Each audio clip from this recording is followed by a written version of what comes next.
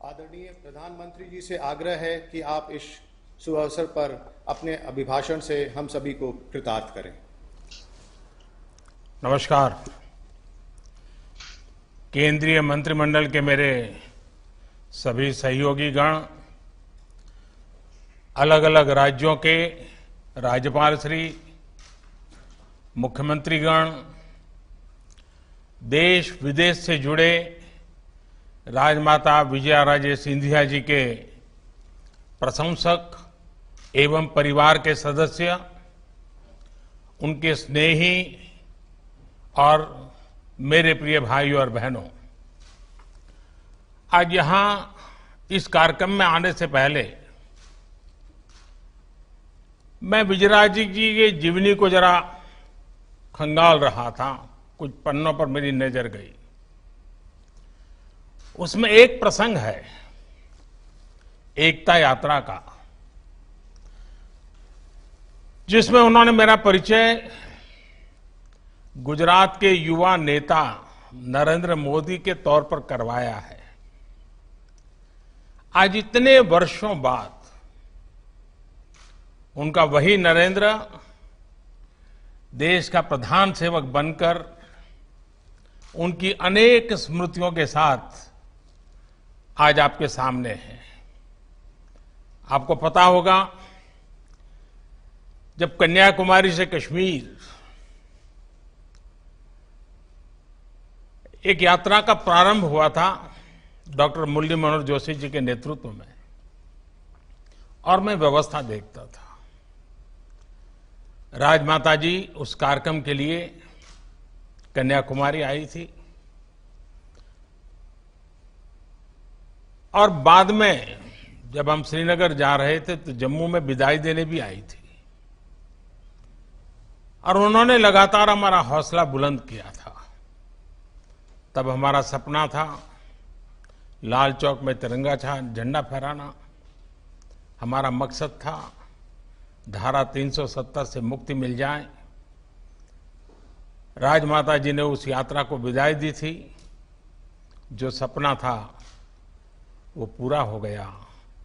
आज जब मैं पुस्तक में और भी चीजें देख रहा था, पुस्तक में एक जगह उन्होंने लिखा है, एक दिन ये शरीर यहीं रह जाएगा, आत्मा जहां से आई है वहीं चली जाएगी।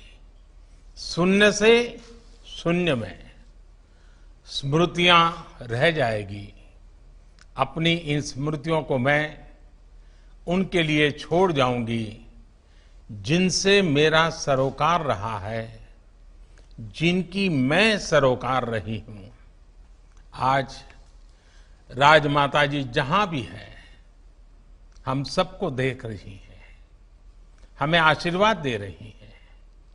हम सभी लोग जिनका उनसे सरोकार रहा है, जिनकी वो सरोकार रही हैं, वो यहां इस विशेष कार्यक्रम में कुछ लोग पहुंच भी पाए हैं और मौजूद भी हैं, और देश के अनेक भागों में, कोने कोने में आज ये अवसर वर्चुअली मनाया जा रहा है। हम में से कई लोगों को उनसे बहुत करीबी से जुड़ने का, उनकी सेवा, उनके वात्सल्य को अनुभव करने का सौभाग्य मिला है।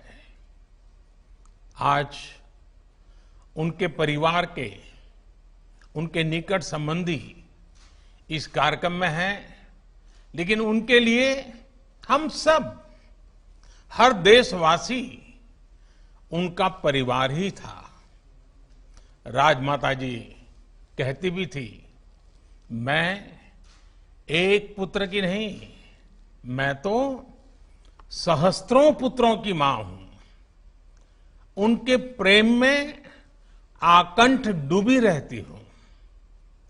हम सब उनके पुत्र पुत्रियां ही हैं, उनका परिवार ही है, और इसलिए ये मेरा बहुत बड़ा सौभाग्य है कि मुझे राजमाता विजयाराजे सिंधिया जी की स्मृति में 100 रुपये के विशेष स्मारक सिक्के का विमोचन करने का अवसर मिला है।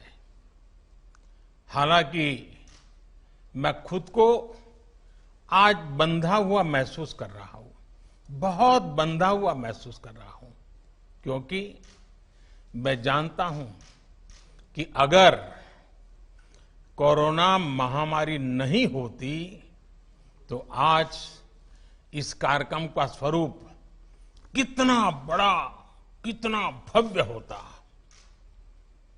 लेकिन ये बात मैं जरूर मानता हूं, जितना मेरा राजमाता साहब के साथ संपर्क रहा है, कार्यक्रम भव्य तो नहीं कर पा रहे हैं, लेकिन ये कार्यक्रम दिव्य जरूर है, उसमें दिव्यता है।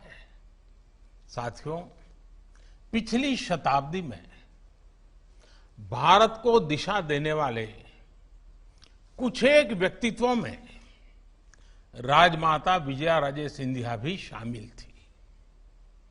राजमाता जी केवल वात्सल्य मूर्ति ही नहीं थी, वो एक निर्णायक नेता थी और कुशल प्रशासक भी थी। स्वतंत्रता आंदोलन से लेकर आजादी के इतने दशकों तक भारतीय राजनीति के हर अहम पड़ाव की वो साक्षी रही। आजादी से पहले विदेशी वस्त्रों की होली जलाने से लेकर आपातकाल और राम मंदिर आंदोलन तक राजमाता के अनुभवों का व्यापक विस्तार रहा है। हम सभी जो उनसे जुड़े रहे हैं, जो उनके करीबी रहे हैं, वो उन्हें भली भांति जानते हैं, उनसे जुड़ी बातों को अच्छी तरह जानते हैं। लेकिन ये भी बहुत जरूरी है कि राजमाता की जीवन यात्रा को, उनके जीवन संदेश को देश की आज की पीढ़ी भी जाने, उनसे प्रेरणा ले, उनसे सीखे। इसलिए उनके बारे में, उनके अनुभवों के बारे में बार बार बात करना आवश्यक है। कुछ दिन पहले मन की बात कार्यक्रम में मैंने बहुत विस्तार से उनके स्नेह पर चर्चा की थी।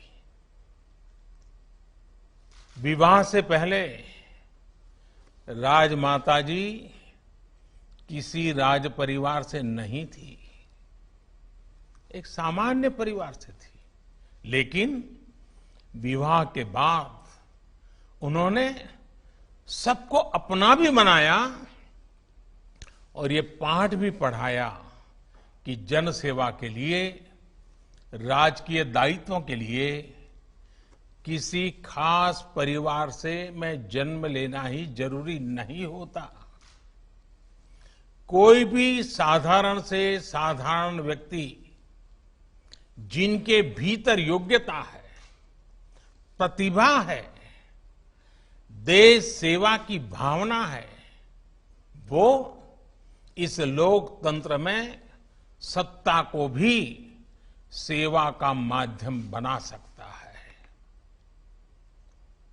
अब कल्पना कीजिए, सत्ता थी, संपत्ति थी, सामर्थ्य था, लेकिन उन सब से बढ़कर जो राजमाता की अमानत थी, वो थी संस्कार, सेवा और स्नेह की सरिता। ये सोच, ये आदर्श उनके जीवन के हर कदम पर हम देख सकते हैं।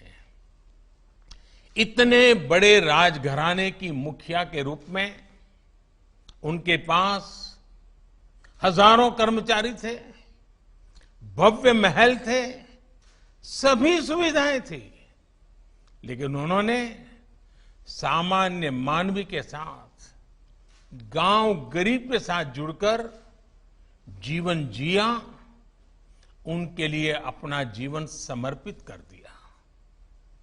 राजमाता ने साबित किया कि जनप्रतिनिधि के लिए राजसत्ता नहीं, जन सेवा सबसे महत्वपूर्ण है। वो एक राज परिवार की महारानी थी, राजाशाही परंपरा से थी, लेकिन उन्होंने संघर्ष लोकतंत्र की रक्षा के लिए किया। जीवन का महत्वपूर्ण कालखंड जेल में बिताया। आपातकाल के दौरान उन्होंने जो जो सहा, उसके साक्षी हम में से बहुत से लोग रहे हैं। इमरजेंसी के ही दौरान तिहाड़ जेल से उन्होंने अपनी बेटियों को चिट्ठी लिखी थी। संभवतः उषा राजे जी, वसुंधरा जी, यशोधरा जी, उन सबको ये चिट्ठी याद होगी। राजमाता ने जो लिखा था उसमें बहुत बड़ी सीख थी। उन्होंने लिखा था, अपनी भावी पीढ़ियों को सीना तान कर जीने की प्रेरणा मिले, इस उद्देश्य से हमें आज की विपदा को धैर्य के साथ झेलना चाहिए। राष्ट्र के भविष्य के लिए राजमाता ने अपना वर्तमान समर्पित कर दिया था।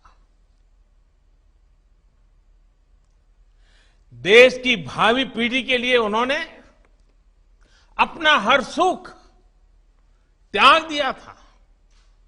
राजमाता ने पद और प्रतिष्ठा के लिए न जीवन जिया, न कभी वो राजनीति का रास्ता चुना।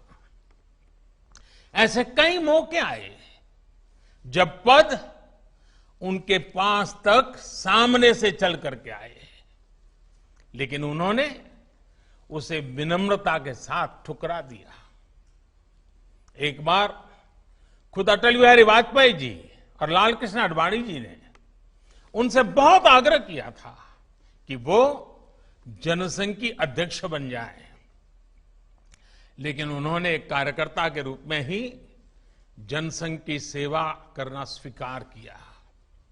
अगर राजमाता जी चाहती तो उनके लिए बड़े से बड़े पद तक पहुंचना मुश्किल नहीं था, लेकिन उन्होंने लोगों के बीच रहकर, गांव और गरीब से जुड़े रहकर उनकी सेवा करना पसंद किया। साथियों, हम राजमाता के जीवन के हर एक पहलू से, हर पल बहुत कुछ सीख सकते हैं। उनकी कई ऐसी कहानियां हैं, जीवन की सातत्यपूर्ण घटनाएं हैं जो उनसे जुड़े रहे लोगों को बताते रहे। एकता यात्रा का ही एक और किस्सा है। जब वो जम्मू में थी तो दो नए कार्यकर्ता भी उनके साथ थे। राजमाता दूसरे कार्यकर्ता का कभी कभी नाम भूल जाती थी, तो बार बार पहले कार्यकर्ता से पूछती थी कि तुम गोलू हो ना, और दूसरे साथी का क्या नाम है। वो अपने छोटे से छोटे साथियों को उनके नाम से जानना, पहचानना पसंद करती थी। साथ के लोग कहते भी थे कि आप क्यों नाम की इतनी चिंता करती हैं, आप बस आवाज लगा दीजिए। लेकिन राजमाता उन्हें जवाब देती थी कि मेरे कार्यकर्ता मेरी मदद कर रहे हैं और मैं उन्हें पहचानूं तक नहीं, ये तो ठीक बात नहीं होगी।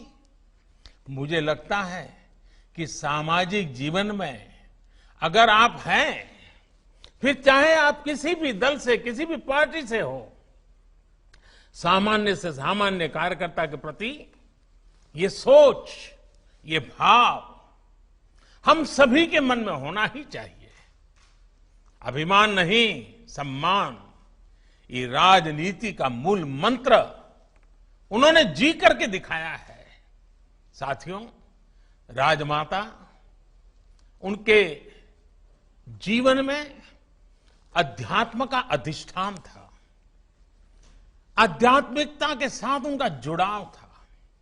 साधना, उपासना, भक्ति उनके अंतर मन में रची बसी थी। लेकिन जब वो भगवान की उपासना करती थी तो उनके पूजा मंदिर में एक चित्र भारत माता का भी होता था। भारत माता की भी उपासना उनके लिए वैसे ही आस्था का विषय था। मुझे एक बार उनसे जुड़ी एक बात कुछ साथियों ने बताई थी और मैं जब उस बात को याद करता हूं तो मुझे लगता है मैं भी आपको बताऊं। एक बार वो पार्टी के कार्यक्रम में मथुरा गई थी। स्वाभाविक था कि वहां राजमाता बांके बिहारी जी के दर्शन करने भी गई। मंदिर में उन्होंने बांके बिहारी जी से जो कामना की उसका मर्म समझना बहुत आवश्यक है।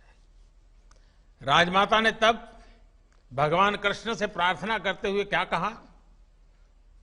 हम सब के लिए राजमाता के जीवन को समझने के लिए बात बहुत बड़ी काम आने वाली है।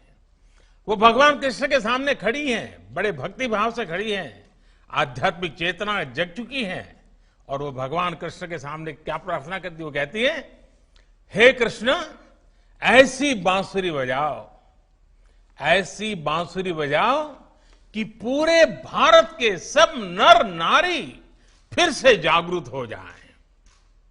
आप सोचिए, अपने लिए कोई कामना नहीं की, जो चाहा देश के लिए चाहा, जन जन के लिए चाहा और वो भी चेतना जगाने की बात की। जो कुछ भी किया देश के लिए किया। एक जागरूक देश के नागरिक क्या कुछ कर सकते हैं वो ये जानती थी, समझती थी।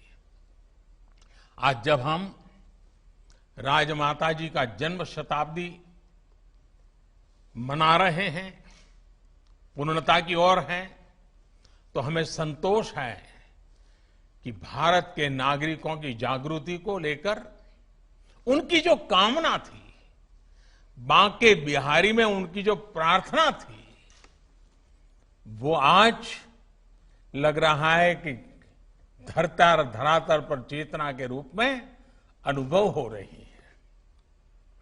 बीते वर्षों में देश में जो अनेकों परिवर्तन आए हैं, जो अनेकों अभियान और योजनाएं सफल हुई है, उसका आधार ये जन चेतना है, जन जागृति है, जन आंदोलन है। राजमाता जी के आशीर्वाद से देश आज विकास के पथ पर आगे बढ़ रहा है। गांव, गरीब, दलित, पीड़ित, शोषित, वंचित महिलाएं आज देश की पहली प्राथमिकता में है। नारी शक्ति के बारे में तो वो विशेष तौर पर कहती थी कि जो हाथ पालने को झुला सकते हैं वह विश्व पर राज भी कर सकते हैं। आज भारत की यही नारी शक्ति हर क्षेत्र में आगे बढ़ रही है, देश को आगे बढ़ा रही हैं।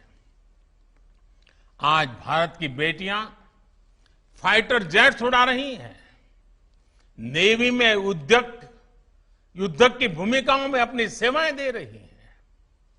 आज 3 तलाक के खिलाफ कानून बनाकर देश ने राजमाता जी की उस सोच को, नारी सशक्तिकरण के उनके प्रयास को और आगे बढ़ाया है। देश की एकता, अखंडता के लिए कश्मीर, भारत की एकता का सपना के लिए उन्होंने जो संघर्ष किया, जो प्रयास किया, उसका परिणाम आज हम देख रहे हैं। आर्टिकल 370 खत्म करके देश ने उनका बहुत बड़ा सपना पूरा किया है। और यह भी कितना अद्भुत संयोग है कि राम जन्मभूमि मंदिर निर्माण के लिए उन्होंने जो संघर्ष किया था, उनकी जन्म शताब्दी के साल में ही उनका ये सपना भी पूरा हुआ है। और जब राम जन्मभूमि की बात निकली है तो मैं जरूर कहना चाहूंगा कि जब अडवाणी जी सोमनाथ से अयोध्या की यात्रा के लिए चले थे और राजमाता साहब उस कार्यक्रम में रहे, ये हम सबकी भी इच्छा थी और राजमाता जी भी चाहती थी कि ऐसे महत्वपूर्ण अवसर पर उनका होना चाहिए। लेकिन कठिनाई ये थी, उन समय नवरात्रि के पर्व चल रहे थे और राजमाता साहब नवरात्रि में अनुष्ठान करती थी और वो जिस स्थान पर अनुष्ठान करती थी वहां पूरा अनुष्ठान के समय छोड़ती नहीं थी। तो राजमाता साहब से जब मैं बात कर रहा था, उन्होंने कहा देखो भाई मैं तो नहीं आ पाऊंगी लेकिन मुझे आना जरूर है। तो मैंने कहा रास्ता बताइए। उन्होंने कहा मैं पूरी नवरात्रि के लिए ग्वालियर से निकल करके सोमनाथ जाकर के रहना चाहती हूं और वहीं पूरी नवरात्रि करूंगी और वहीं से जब नवरात्रि के दरमियान ही ये यात्रा का प्रारंभ हो रहा है तो वहीं मैं कार्यक्रम में शरीक हो जाऊंगी। और राजमाता जी का वो उपवास भी बड़ा कठिन रहता था। मैं उस समय नया नया राजनीति में आया था, एक कार्यकर्ता के रूप में व्यवस्थाएं देखता था। मैंने राजमाता साहब की सोमनाथ की व्यवस्था संभाली और वो समय था जब मुझे राजमाता साहब के अति निकट आने का अवसर मिला था और मैंने देखा था कि उस समय उनका ये पूरी पूजा, पूरा नवरात्रि का उनका अनुष्ठान एक प्रकार से ये अयोध्या रथ यात्रा को और राम मंदिर को समर्पित कर दिया था उन्होंने। वो सारी चीजें मैंने अपनी आंखों से देखी थी। साथियों, राजमाता विजयाराजे सिंधिया जी के सपनों को पूरा करने के लिए हम सभी को मिलकर इसी गति से आगे बढ़ना है। सशक्त, सुरक्षित, समृद्ध भारत उनका सपना था। उनके इस सपनों को हम आत्मनिर्भर भारत की सफलता से पूरा करेंगे। राजमाता की प्रेरणा हमारे साथ है, उनका आशीर्वाद हमारे साथ है। इन्हीं शुभकामनाओं के साथ मैं आप सभी का बहुत बहुत धन्यवाद करता हूं और राजमाता साहब ने जिस प्रकार का जीवन जिया है, कल्पना कीजिए आज एक तहसील का अध्यक्ष बन जाता है ना, उसका भी मिजाज क्या बन जाता है। और राजमाता इतने बड़े घराना, इतनी बड़ी सत्ता संपत्ति, सबके बाद जिन्होंने उनके निकट का देखा है, क्या नम्रता थी, क्या विवेक था, क्या संस्कार थे, जीवन को प्रेरणा देने वाले। आइए हमारी नई पीढ़ी के साथ इन बातों की चर्चा करें। और मुद्दा सिर्फ किसी राजनीतिक दल का नहीं है, ये हमारी आने वाली पीढ़ियों के लिए है। आज भारत सरकार का ये सौभाग्य है कि हमें राजमाता जी के सम्मान में ये सिक्का देश के सामने रखने का अवसर मिला है। मैं फिर एक बार राजमाता जी को आदरपूर्वक नमन करते हुए मेरी वाणी को विराम देता हूं। बहुत बहुत धन्यवाद। बहुत बहुत आभार आदरणीय प्रधानमंत्री जी का, जिन्होंने इस समारोह में शामिल हो आपका इस समारोह में शामिल होने का। सभी सम्मानित जनों का भी हृदय से धन्यवाद करता हूं मैं, जिन्होंने अपना बहुमूल्य समय निकालकर इस समारोह की शोभा बढ़ाने के लिए समय निकाला। बहुत बहुत आभार। नमस्कार।